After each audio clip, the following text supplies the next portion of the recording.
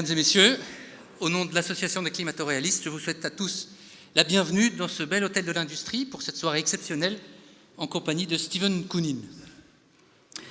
Avant de le présenter et de lui donner la parole, je ne peux pas manquer de me féliciter du fait que la France vient une fois de plus de sauver le monde.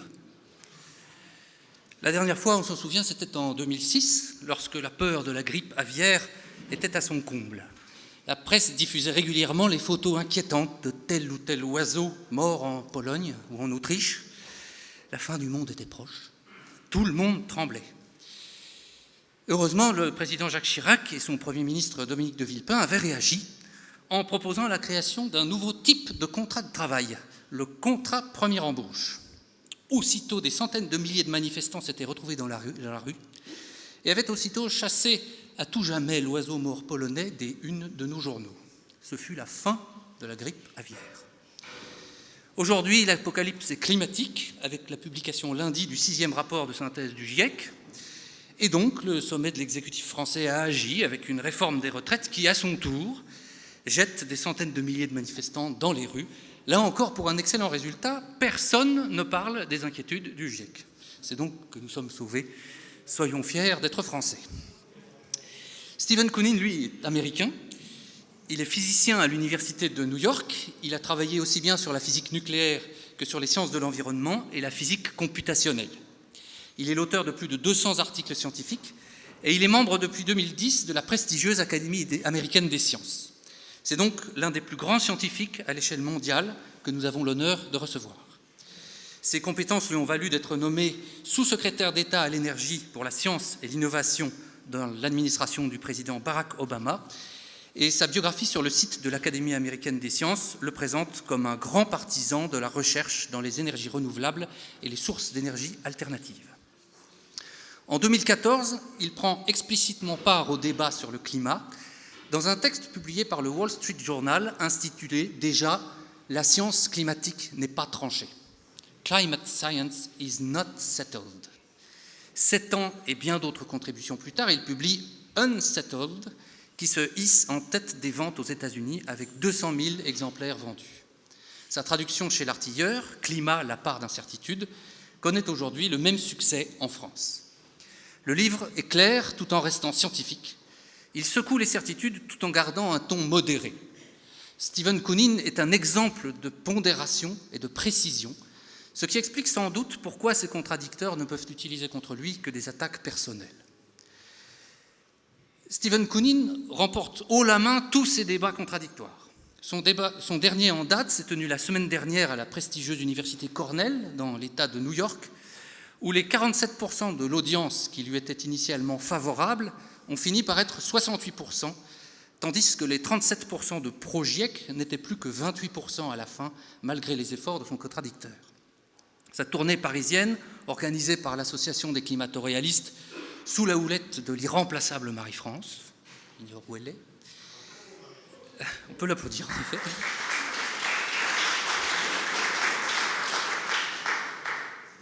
est un grand succès. Il a ou va accorder des interviews à plusieurs grands médias nationaux. Il a notamment été invité hier sur Sud Radio à un entretien que vous pouvez retrouver sur YouTube et qui a déjà été vu plus de 25 000 fois. Le climato-réalisme souffre depuis longtemps de ne réussir qu'à se constituer en bastion de résistance. Ces bastions sont certes de plus en plus nombreux, ils sont souvent vaillants, mais ils demeurent encore bien souvent un peu isolés. Il manque en général à ces bastions la capacité de faire vraiment bouger les lignes. Grâce à Stephen Koonin, cette capacité est peut-être en train d'émerger enfin. Alors, 1000 fois merci d'être parmi nous, cher Stephen, et bien sûr, merci aussi à vous tous d'avoir bravé les difficultés du jour pour contribuer à donner à cet événement tout l'éclat qu'il mérite. Cher Stephen, la parole est à vous.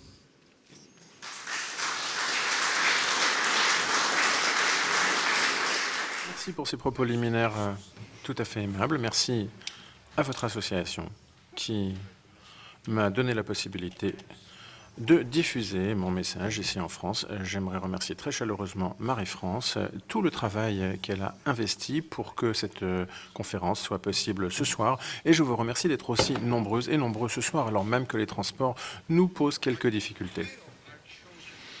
Alors, j'ai choisi un titre qui a une triple signification. Unsettled, en fait, c'est donc la part d'incertitude, c'est l'état dans lequel se trouve la science. Unsettled, ça peut aussi vouloir dire inquiet, et donc c'est peut-être quelque chose qui reflète ce que vous éprouvez, et peut-être ce que moi j'éprouve. Et puis unsettled, c'est aussi qu'est-ce que nous allons faire face à la situation à laquelle nous devons faire face, qui est un peu inquiétante en elle-même. Donc si je devais résumer les discussions qui sont en cours du côté des scientifiques, des responsables politiques, des médias, c'est que la science nous oblige à réduire rapidement et à grande échelle les émissions de gaz à effet de serre. Alors, que veut dire cette phrase? Eh bien, vous voyez un graphique à l'écran, et donc c'est un rapport des Nations Unies, et c'est l'histoire des émissions de gaz à effet de serre de 1970 à 2020. Ce que vous voyez, c'est que les courbes croissent, sont ascendantes.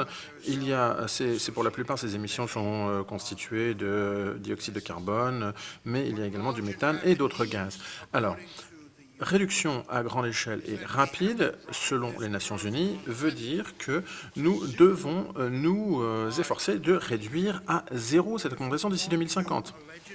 Et je vous invite à examiner le transparent à droite. Cela, si nous souhaitons faire en sorte que l'augmentation des températures soit en dessous de 2 degrés, afin de pouvoir, et je cite, éviter les pires effets du dérèglement climatique.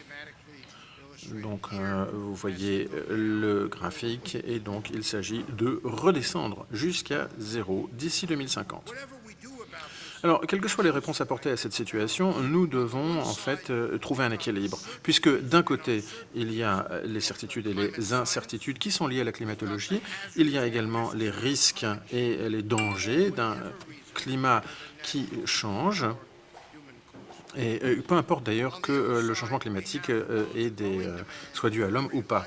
Par ailleurs, nous avons une demande croissante pour une énergie qui est fiable, bon marché et propre. Alors, comment trouver cet équilibre? Pour y réussir à trouver l'équilibre, nous devons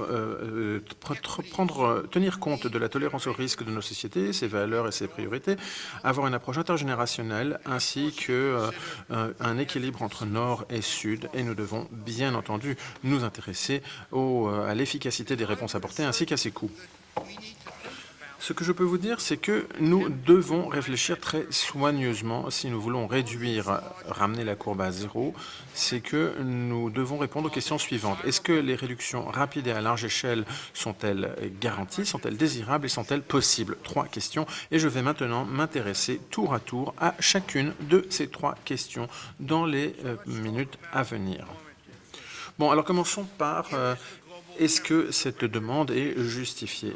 Alors, donc, il y a ce réchauffement climatique, et vous voyez donc le graphique, de 1850 à nos jours, on constate un réchauffement. Ce que nous constatons, c'est que le réchauffement est jusqu'ici de 1,3 degrés Celsius depuis 1900. Prenons cela comme point de départ.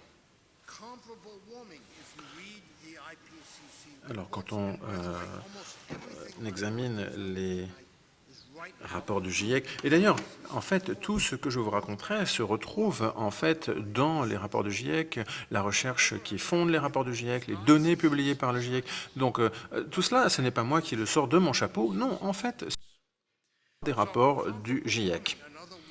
Donc, si le réchauffement trajectoire, c'est-à-dire de plus pendant 100 ans, eh bien, où en serons-nous fait? Évidemment, il est difficile de répondre à cette question, mais en tous les cas, ce que nous pouvons faire, c'est regarder le passé et donc nous intéresser à ce qui s'est passé ces 120 dernières années. Et ici, je vous invite à examiner un certain nombre de chiffres.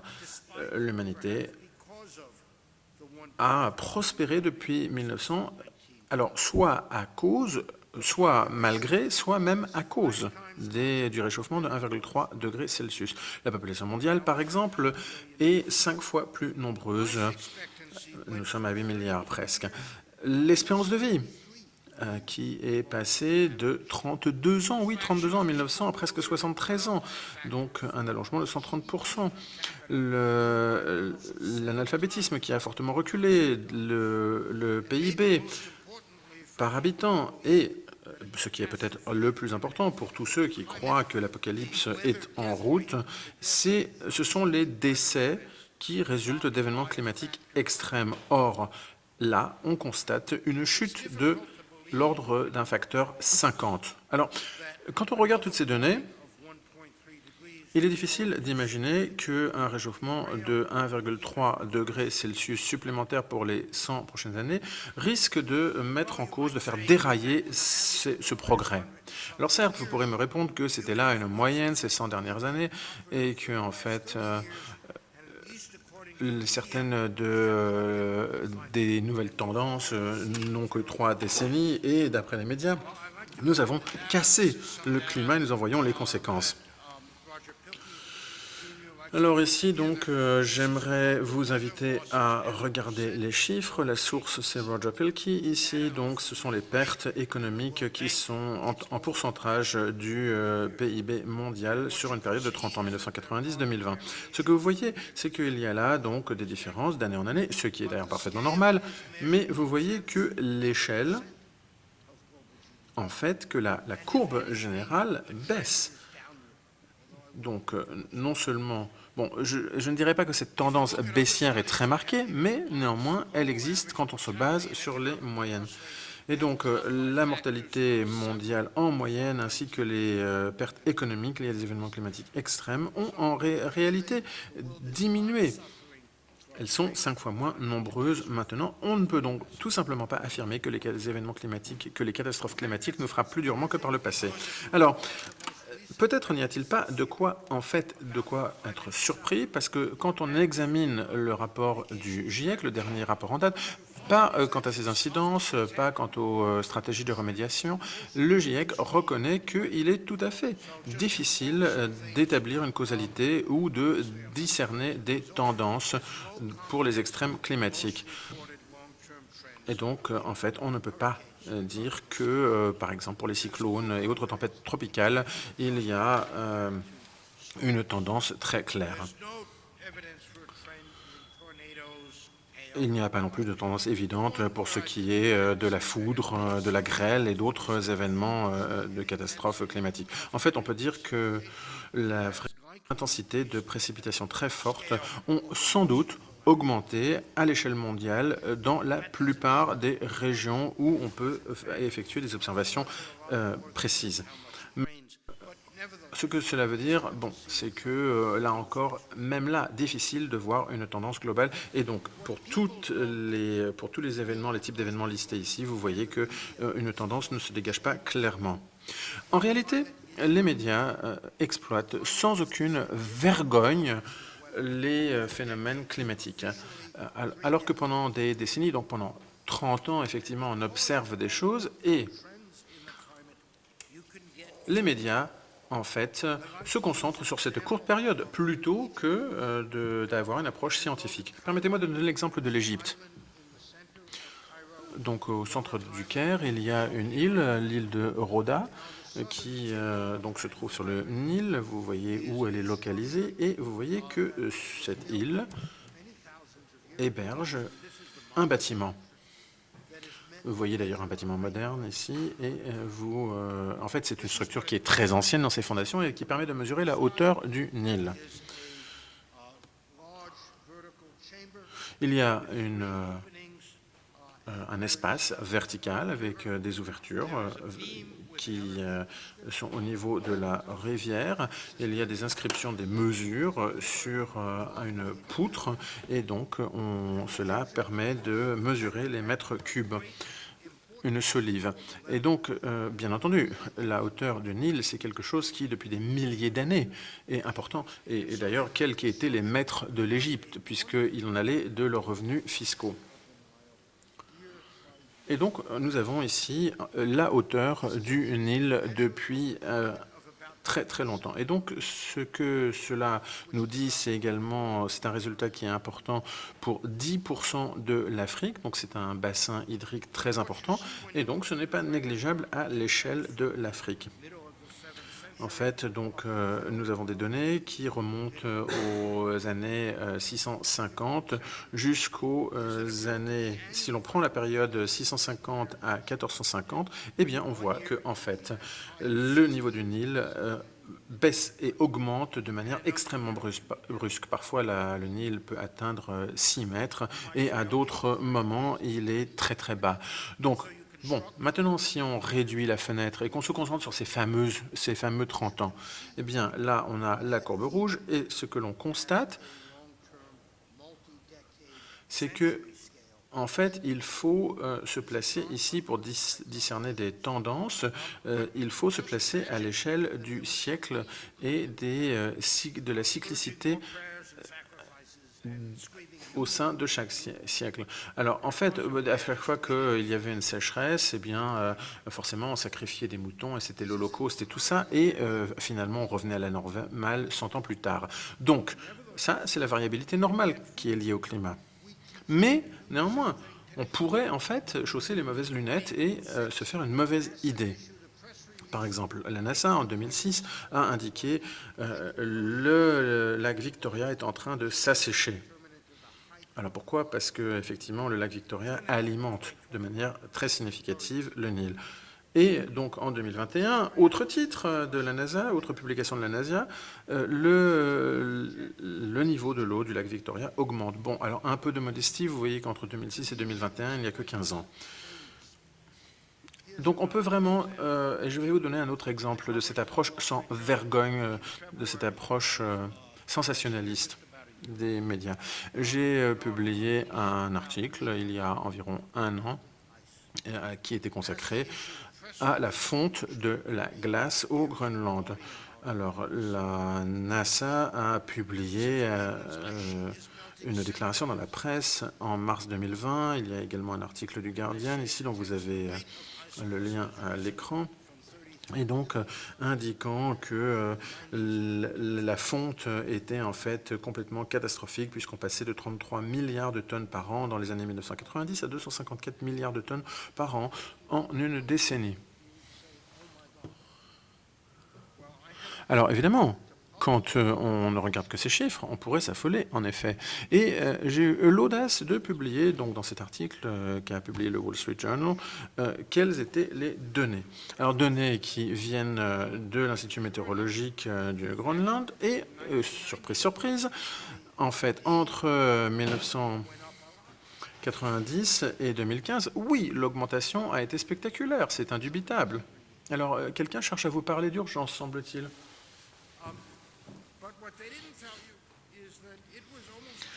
Mais, là encore, changeons la focale.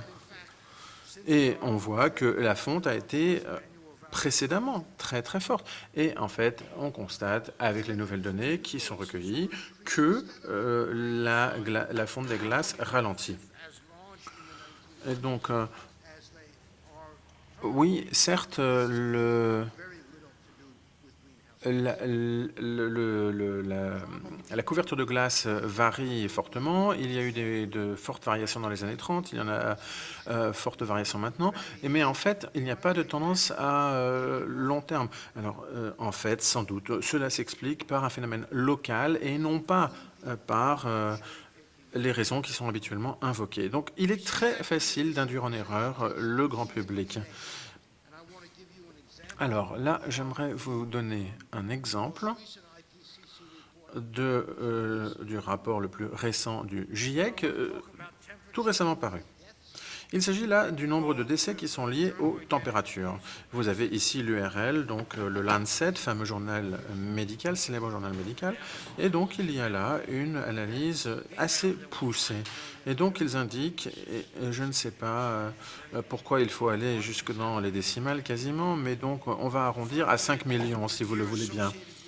Donc un peu plus de 5 millions de décès par an qui sont associés à des températures non optimales, ce qui représente environ 9,5% des décès dans le monde entier, et que cela est lié à 74 canicules et donc un nombre de décès supplémentaires par 100 000 habitants.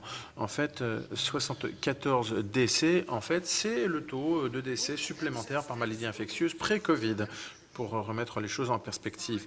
Alors, donc la plupart de ces décès supplémentaires, en fait, étaient liés aux températures froides, 8,52%, et en réalité, les canicules, là, le chiffre n'est que de 0,91%.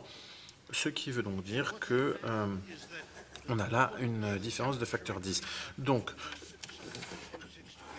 la température moyenne mondiale a augmenté pendant 20 ans de 0,26 degrés, et qu'il y a eu en fait une forte diminution des morts liées au froid et une toute petite augmentation des morts liées aux canicules.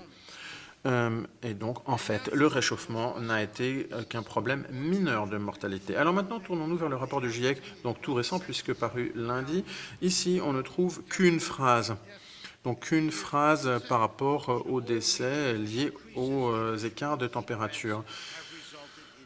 Et donc partout dans le monde, dans toutes les régions, des augmentations de température ont eu pour résultat une augmentation de la mortalité et de la morbidité humaine. Alors, en fait, cela repose bien sur des faits, mais en fait, c'est erroné et incomplet. Et donc, ici, on peut dire que ce rapport vise à convaincre et non pas à informer. En fait, moi, si un de mes étudiants avait l'audace d'avoir cette approche, je lui donnerais 0. Alors, venons-en maintenant à l'incidence économique du réchauffement. Quand on regarde l'évaluation qui est faite par le gouvernement américain, on nous dit qu'en l'absence d'efforts de remédiation plus poussés, le dérèglement climatique va causer des pertes significatives pour l'économie américaine, la santé humaine et l'environnement, et qui pourrait se chiffrer en centaines de milliards. Et donc, quand on dit centaines de milliards, tout de suite, on s'imagine que c'est absolument colossal. Quels sont les faits qui viennent appuyer cette déclaration? Vous avez ici un tableau à droite qui donc tente de chiffrer les pertes qui seraient liées aux divers secteurs de l'économie. Et puis, dans la dernière colonne à droite, ce que les mesures de remédiation permettraient d'obtenir comme gain. Alors, ce tableau est quelque peu problématique. Tout d'abord, la granularité. Donc, il commence par le secteur du travail, et puis ensuite, à la fin, on parle de fruits de mer. C'est vraiment très, très précis, n'est-ce pas? Et puis, en ce qui concerne l'incidence sur le travail, en fait, ce chiffre ce n'est pas 150, ce n'est pas 160, non, c'est 155. Pourquoi pas des décimales pendant qu'on y est? Et puis ensuite, c'est 155 par rapport à quoi? En fait, ils ne vous disent pas quelle est la taille du marché de l'emploi, quelle est sa valeur économique en 2020. En fait, probablement, cela représente la moitié de l'économie américaine, qui représente 10 trillions de dollars. Donc, l'absence totale de perspective a simplement un effet sensationnaliste. Mais, quand le rapport a été publié, même Fox News a dit que, en fait, le dérèglement climatique allait tous nous entraîner à la catastrophe économique. Mais, poursuivons notre lecture du rapport. Et là, on a ce tableau. Alors, ce tableau nous montre en fait le pourcentage de pertes économiques qui serait infligé au PIB américain en fonction de l'augmentation des températures. Bon, ici c'est en Fahrenheit, mais en Celsius vous divisez par 2 et c'est bon. Et donc, ce que cela vous montre, c'est quelles seraient les conséquences économiques en fonction d'un scénario qui diffère d'1 ou 2 degrés. Et donc, en fait, au final, quoi? Quelques pourcents de différence. D'ailleurs, je peux vous montrer en fait une autre courbe. Celle-là, la source, c'est une publication de Lomborg, mais c'est en fait très semblable à ce que dit le GIEC. Alors ici, quand on regarde donc le graphique à droite, eh bien, même le GIEC est d'accord à savoir que les effets du dérèglement climatique ou du réchauffement climatique seront limités sur l'économie. En fait, la technologie, les tendances démographiques, les relations commerciales, tout cela aura une incidence beaucoup plus forte sur l'économie. Et donc, tous les scénarios du GIEC qui sont envisagés par le GIEC se basent sur une croissance économique forte. Donc, en fait, et ça c'est intéressant pour les responsables politiques, en fait, même le GIEC dit qu'il n'y a, si on lit attentivement le rapport, qu'il n'y a pas de crise climatique. Donc là, nous avons regardé les graphiques, en voici encore un. Donc, vous avez la courbe bleue avec donc un taux de croissance nominal de 2%. Le 4%, c'est la courbe orange et 10% donc pour 2090, c'est la courbe grise. Donc là, effectivement, on voit un petit ralentissement dans la croissance économique de quelques années, mais bon, vraiment pas la fin du monde. Donc ce sont là des petites différences. Et en plus, tout cela avec une incertitude énorme liée à toute la prospective en ce qui concerne la croissance du PIB. Alors, John Kerry, en fait, et tous les Al Gore et tous les autres qui parlent de crise climatique, en fait, ce dont ils nous parlent, c'est un petit détail. Alors voilà en fait ce qui justifie les efforts qui devraient être engagés pour une diminution rapide et à grande échelle. Et j'en viens donc à la question, est-ce même souhaitable? Alors là encore, donc des tendances mondiales. Ici vous avez donc la population mondiale avec une projection jusqu'en 2050, données des Nations Unies. Vous voyez que nous sommes en train de dépasser les 8 milliards. La population mondiale atteindra sans doute 9 milliards d'ici 2050, milieu du siècle, et donc cette croissance aura principalement lieu en Asie.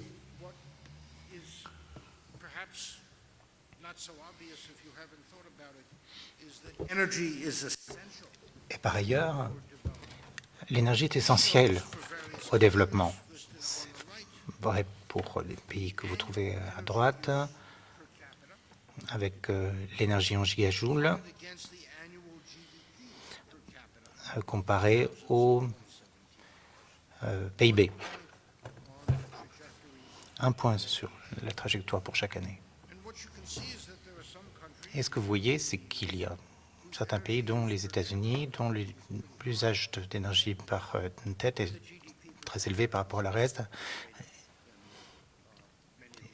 et avec un PIB par habitant un peu plus élevé que beaucoup des autres. Il y a un gros groupe de pays vers le milieu, y compris beaucoup de pays de l'Union européenne, la France, dont l'énergie ou l'utilisation d'énergie par tête est à peu près la moitié de ce qu'on voit aux États-Unis, et dont le PIB par tête est un petit peu plus bas. Et puis un autre groupe de pays, en bas à gauche, avec une consommation d'énergie par aliment qui augmente constamment et de façon monotone à mesure que ces pays s'enrichissent. Et ce qui est tout à fait remarquable, c'est que nous, les pays développés, nous sommes 1,5 milliard d'habitants, donc en endroit gauche, et il y a 6,5 milliards d'habitants en bas à gauche de ce graphique, donc des gens qui vont utiliser de plus en plus d'énergie au fur et à mesure qu'ils s'enrichiront, qu'ils se développeront. Les inégalités dans ce tableau sont vraiment très fortes et même très étonnantes. Ça, c'est une image de la pauvreté énergétique, des gens qui utilisent du bois de chauffe et des bousses de vache pour se chauffer, pour cuisiner. La pollution à l'intérieur de ces logements est terrible et elle tue 3 millions... elle tue un grand nombre de personnes chaque année. Étudier à la lumière des bougies, ça n'est pas très romantique. Si dîner à la lueur des chandelles est romantique, étudier, non, ça n'est pas possible.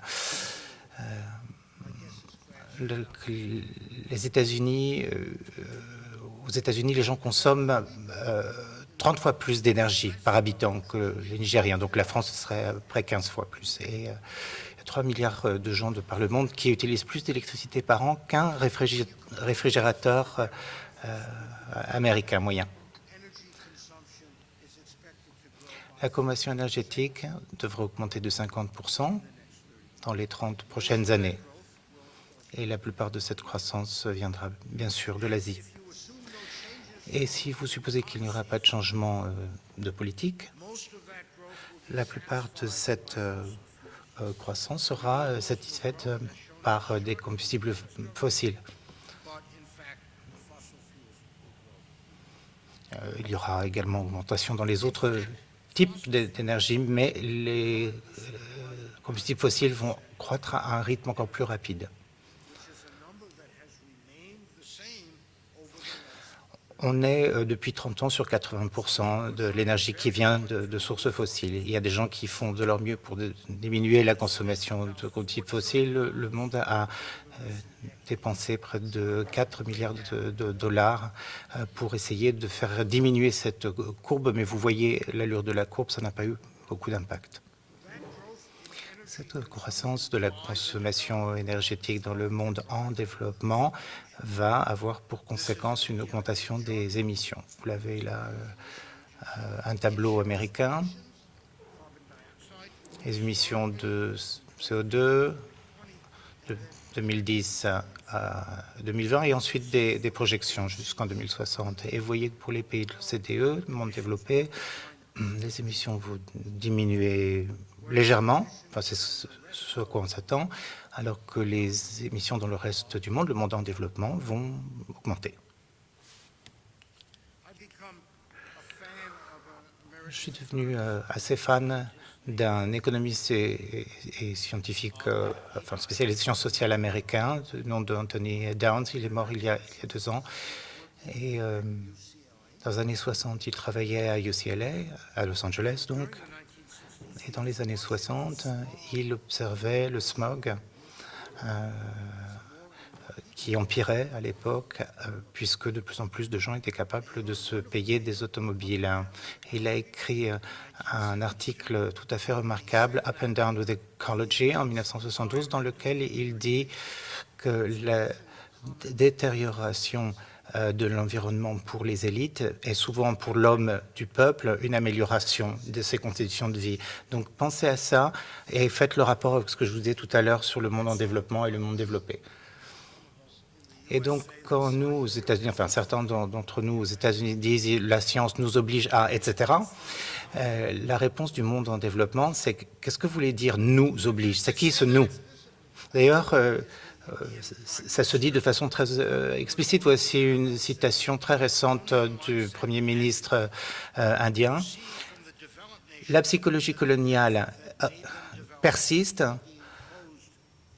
Ce que nous voyons dans les pays développés, c'est qu'il y a un effort visant à fermer la voie du développement pour les pays en développement. Et le président nigérien qui dit l'Afrique est en train d'être punie par les décisions des pays occidentaux visant à mettre fin au financement de projets d'aide étrangère liés aux combustibles fossiles d'ici la fin 2022.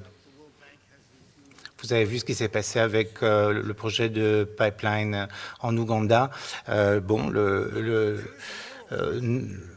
Les pays occidentaux ont dit non, mais à mon avis, les Chinois le feront eux. Et donc, il y a là quelque chose d'assez immoral dans la façon dont nous restreignons la possibilité de croissance pour ça, puisque les combustibles fossiles sont la façon la plus facile de s'en sortir du point de vue énergétique. Autre problème, en exagérant la menace climatique, nous avons déprimé les jeunes gens et nous les avons privés de l'optimisme qui devrait être naturel à cet âge de la vie. Voilà une manifestation au Royaume-Uni et même les influenceurs ici. Miley Cyrus, une chanteuse américaine qui nous dit « on est en train de nous livrer une planète pourrie et je refuse de... » etc. Ça fait peur, ça fait même encore plus peur parce que la la plupart de ces paniques climatiques sont en Occident. Et donc, moi, je dis qu'il est ni urgent ni nécessaire de réduire la consommation de combustibles fossiles, parce que les pays en développement, eux, en ont besoin. Et quid des pays, dans les pays développés, si nous voulons le faire, si nous voulons faire ces réductions de grande ampleur, est-ce que c'est possible? En fait, la vérité, c'est que les systèmes énergétiques n'évoluent que très lentement. Voilà, les 70 dernières années de sources d'énergie aux États-Unis, on a commencé avec le bois, le charbon, un peu de pétrole, puis le gaz naturel est devenu plus important. Donc ça, c'est la partie en brun du graphique. Et puis les renouvelables, l'éolien, le solaire, les biocarburants, etc., qui viennent s'ajouter à la toute fin. Et ce qui est assez instructif dans ce graphique, c'est plusieurs choses d'ailleurs. C'est d'abord qu'il faut des dizaines d'années, des décennies pour changer les systèmes, parce que les infrastructures durent longtemps, 50 ans pour une centrale. Le système énergétique doit être très fiable, et donc on ne veut pas qu'il y ait de changements trop rapides dans le système. Et même quand on introduit une nouvelle source, les anciennes sources ne disparaissent pas. Les nouvelles viennent s'ajouter aux anciennes. La seule exception, c'est dans la dernière décennie, avec la partie en gris que vous voyez diminuer, une disparition du charbon aux États-Unis. Pas tellement pour des raisons, d'ailleurs, qui seraient directement liées aux émissions, mais essentiellement parce que les États-Unis produisent de plus en plus de gaz naturel. Et donc, il y a une substitution de l'un à l'autre.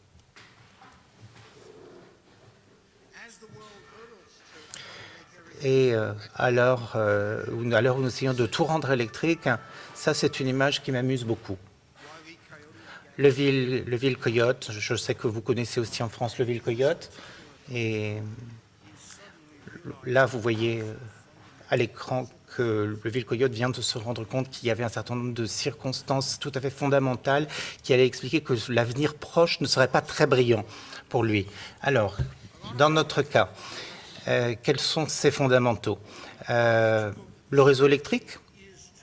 La stratégie, c'est de remplacer le pétrole, l'essence, le diesel par l'électricité dans les véhicules, et de remplacer le chauffage dans les bâtiments par de l'électricité, et puis ensuite de verdir le réseau.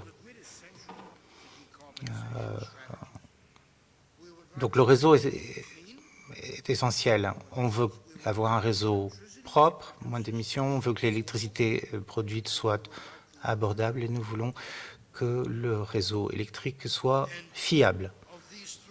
Et sur ces trois demandes qui sont les nôtres, qui forment un triangle, si vous voulez avoir quelque chose à la fois abordable et fiable, vous êtes sur le charbon et le gaz. Ça ira très bien. Si vous voulez un réseau qui soit abordable et propre, ce sera de l'éolien et du solaire, mais ce ne sera pas très fiable, comme on peut le voir. Et si vous voulez un réseau propre et fiable, mais pas forcément très abordable, carbon storage, donc stockage de carbone, fission. Et en ce moment, on est vraiment sur le déploiement de l'éolien et du solaire, même en France, ce qui m'a pas mal surpris. Si vous faites ça, la partie la plus chère d'un réseau de ce type, ce n'est pas la production d'électricité, c'est la partie fiabilisation. Nous n'avons pas les technologies aujourd'hui pour satisfaire à ces trois critères en même temps. Donc, je vais parler un petit peu de la fiabilité. J'en reviens à mes données. Ça, c'est 6 mois de production d'éolien au Royaume-Uni fin 2020 et début 2021. Et ce que vous pouvez voir, c'est qu'il y a de longues périodes, parfois de 11 jours, où le vent ne permet pas de produire d'électricité du tout.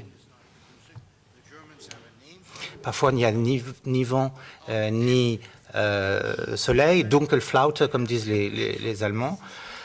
Et ça signifie qu'il faut avoir un système de backup qu'on puisse mettre en route quand le vent ne souffle pas. Et ces Dunkelflauten se produisent partout dans le monde, au Texas aussi. Il y a parfois 2 mois sans soleil ni vent. Et donc ces systèmes de backup doivent être au moins aussi capables ou avoir autant de capacité que le vent et l'éolien combiné. Et comme ce sont les 2 sources les moins chères, mais pas du tout fiables, ou pas très fiables, disons, l'ensemble du réseau électrique va coûter au moins 2 fois ce qu'il coûterait avec juste vent et éolien. Et une fois que vous avez mis en place votre super système de backup, vous vous demandez peut-être pourquoi est-ce qu'on utilise pourquoi se fatiguer à utiliser du vent et l'énergie du soleil dans ce cas. Et c'est une bonne question. Voici une étude qui a été faite par mon ancien collègue Neguz, qui est encore un bon ami à Caltech, Caldera, Dowling et Lewis, où on regarde les données météorologiques pour l'ensemble des États-Unis, comté par comté, heure par heure, sur 30 ans, je crois.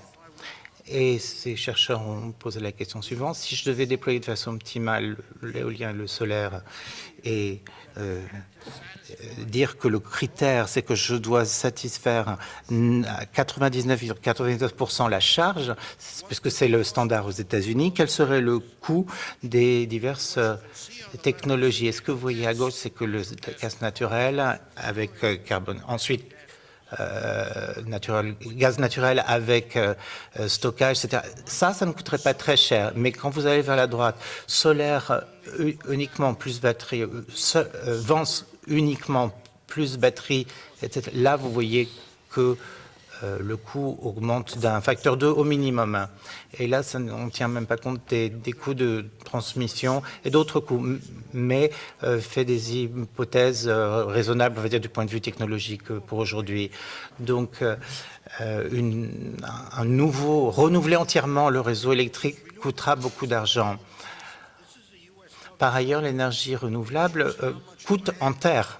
Là encore, on est aux États-Unis et on montre combien de surfaces utilisent les différentes sources de technologie. L'éolien, 8 à 10 fois plus que le charbon, le géothermique, parce que le vent est une ressource diffuse. Par ailleurs, ces technologies modernes utilisent des matériaux de beaucoup plus haute valeur. Ça nous vient de l'IEA, je n'invente rien. Et vous voyez que pour les transports, tout en haut, kilogrammes par véhicule, vous pouvez vous demander combien faut-il de cuivre, de nickel, de magnésium, de terres rares utilisent ces véhicules. Et vous voyez qu'un véhicule électrique utilise 7 fois plus de ces matériaux de haute valeur qu'une voiture traditionnelle. Si vous voyez le secteur de la production électrique, en bas, l'éolien sur Terre utilise près de 9 fois plus de ces matériaux que le gaz naturel. Et donc la vraie question est de savoir d'où vont venir ces matériaux, ces substances, si nous nous apprêtons à déployer ces technologies à grande échelle. Aujourd'hui, elles viennent de pays disons qui posent problème. Là encore, c'est un tableau de l'Agence internationale de l'énergie. Vous voyez la place de la Chine pour les terres rares. Le cobalt, c'est souvent la République démocratique du Congo. Et où sont traités ces matériaux? Là, c'est la partie droite du tableau. Et vous voyez beaucoup de rouge, donc beaucoup la Chine. Et donc le monde n'a pas la capacité aujourd'hui de produire ces matériaux à l'échelle que l'on est en train d'envisager. Et même ce qu'on produit aujourd'hui vient souvent de pays avec lesquels on n'est pas totalement à l'aise. Assez rapidement, je vais... est-ce que je suis encore dans les temps? Ou est-ce que je dois sauter ce transparent? Bon. On a encore un peu le temps. Bon, c'est évidemment difficile de faire des projections à 30 ans. La grande difficulté quand on fait ces projections, c'est d'être suffisamment précis pour que la projection ait, disons, une valeur, un intérêt, mais pas être trop spécifique non plus, parce que sinon on est quasiment certain d'être dans l'erreur. Voilà, c'est ce que je vais essayer de faire. Donc je pense qu'il y aura augmentation du charbon pendant encore une ou deux décennies. On le constate d'ailleurs, la consommation de charbon en Inde augmente, en Chine aussi. Le gaz naturel finira par prendre dessus. Et d'ailleurs, c'est formidable. C'est propre, c'est abondant, peu d'émissions de CO2. Ce n'est pas cher. Aux États-Unis, nous avons des ressources très abondantes en gaz naturel. Et on va donc constater une augmentation constante du GNL.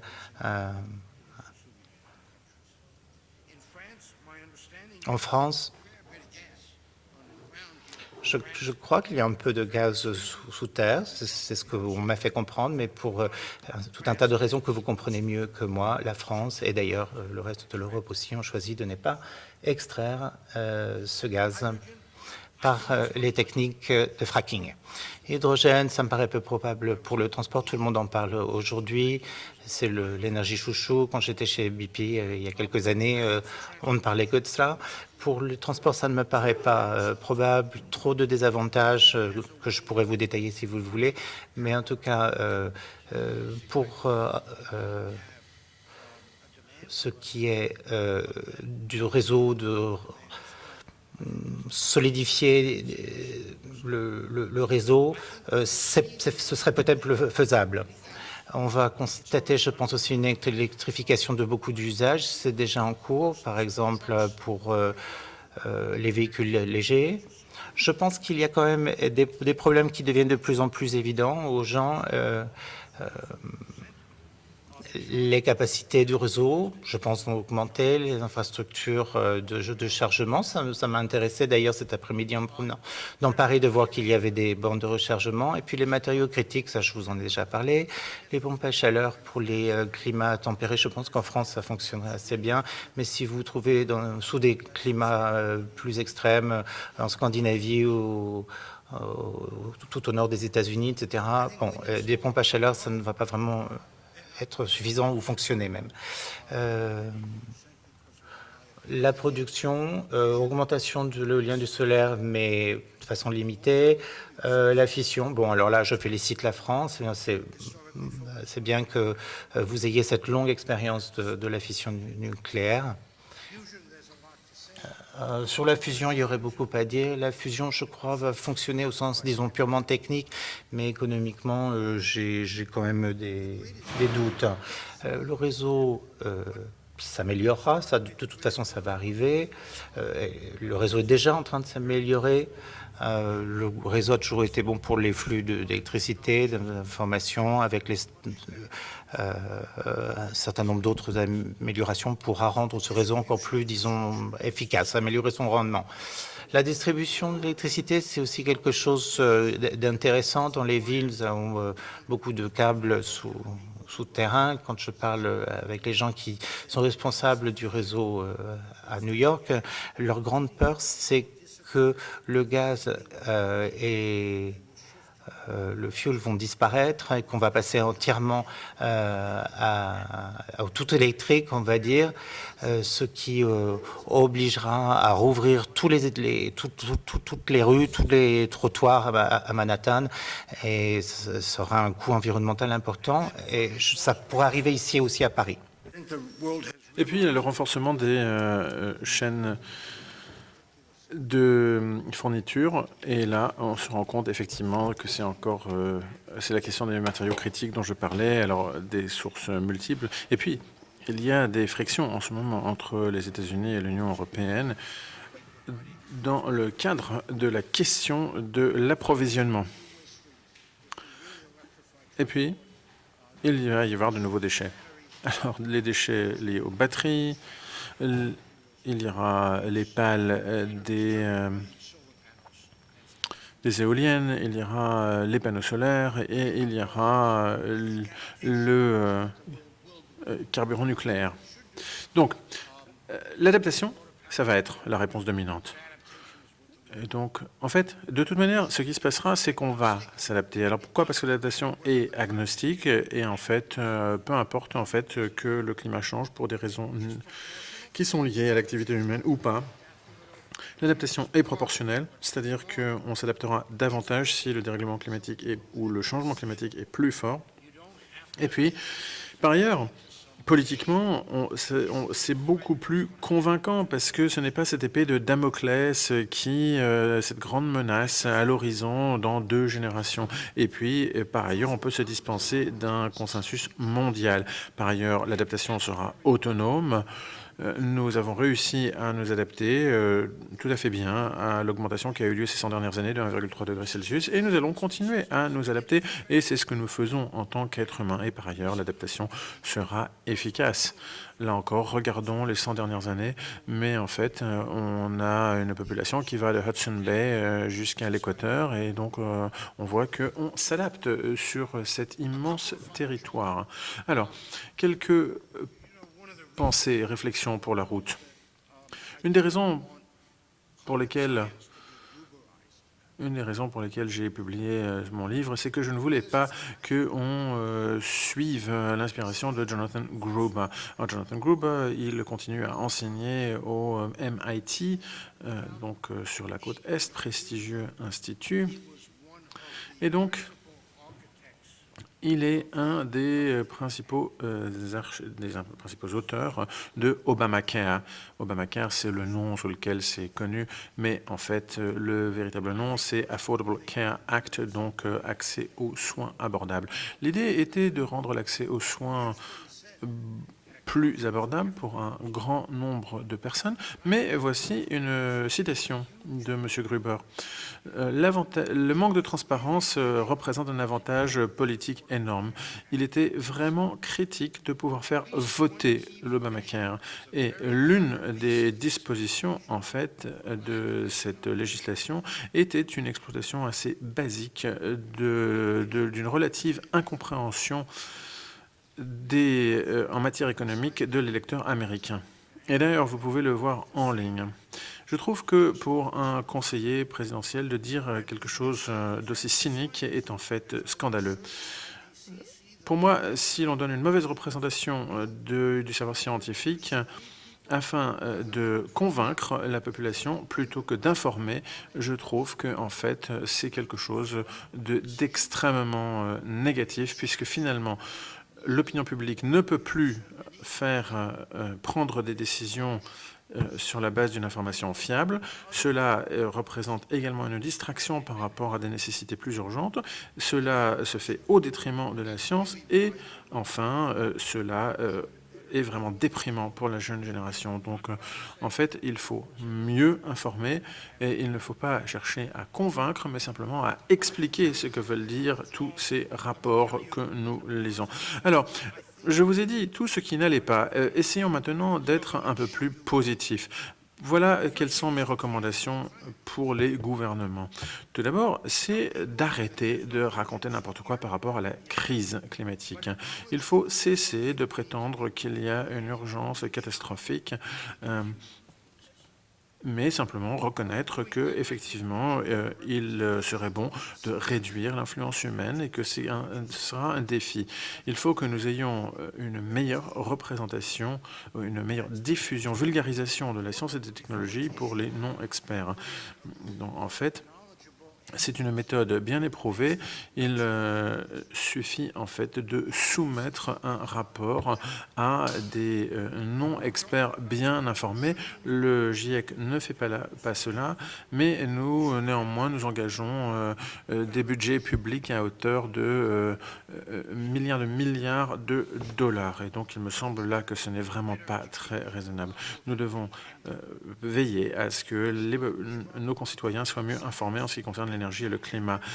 Nous devons continuer à recueillir des données pour la science climatique.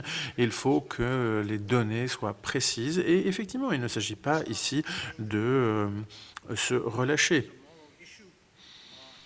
Il faut éviter également, s'abstenir de contraindre le développement des pays en développement. Je pense que c'est là une question morale. Je n'ai pas encore trouvé de bonne réponse à cela, mais cela me paraît très important. Par ailleurs, il faut se concentrer davantage sur l'adaptation. Nous n'avons pas encore de véritable cadre pour l'adaptation. Nous n'avons pas d'estimation fiable des coûts. Et donc, pour les pays en développement, qui sont les pays qui vont devoir s'adapter le plus, nous devons faire la promotion méthodique de leur développement et de leur résilience. Il faut également donc investir dans de nouvelles technologies. Il me semble que la fission ici est très prometteuse. Les réacteurs nucléaires tels qu'on les trouve en France sont formidables, mais de trop grande taille. Donc on voit que les États-Unis font un effort pour des petites centrales nucléaires, pareil au Royaume-Uni. La Chine, elle, en est déjà au déploiement. Et puis, il y a également le stockage, les réseaux, etc. Et enfin, parce que, et là je cite le film, toucher partout à tout instant, la question de l'énergie est absolument présente partout. Eh bien, si finalement on avance trop vite, si les changements sont trop brutaux, on va avoir plus d'inconvénients que d'avantages. Il faut donc tenir compte et trouver un équilibre entre technologie, approche économique, réglementation et comportement. En fait, on agit de manière très impulsive. Un jour, c'est l'éolien qui est à la mode, et il me semble, l'autre jour, c'est le solaire. Il me semble que des réflexions un peu plus poussées, de prendre un peu de recul serait plus que bienvenu.